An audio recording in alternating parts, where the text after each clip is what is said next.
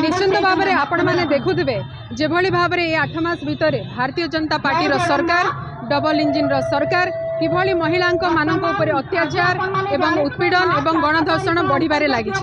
आपण मैंने जदि रिपोर्ट देखिए ताले एपर्यंत 1600 केस रजिस्टर होता हूँ ऑफिशियल केते नॉन ऑफिशियल आपण माने देखंतु आपण माने आ गोटे मु आपण मान के जणेबा को चाहे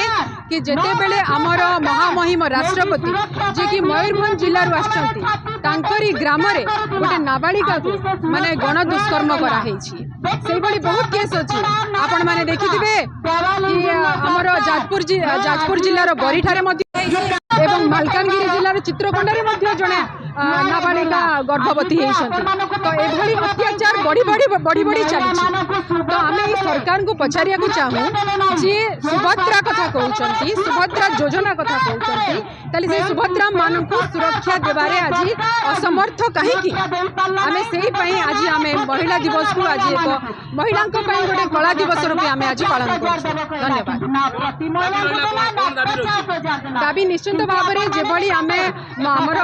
राज्य मुख्यमंत्री को जनइबू आम दाबी पत्र देवु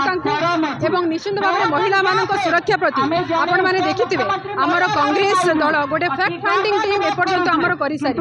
किंतु भारतीय जनता पार्टी कौन फैक्ट फाइंडिंग टीम करिछि कि माने महिला ऊपर होउतबा अत्याचार को किए तदंत करने कौन कमिशन से माने गठित करिसंती कि आमे दाबी करिछु शीघ्र से कमिशन गठित हो एवं महिला को सुरक्षा दिया जाए।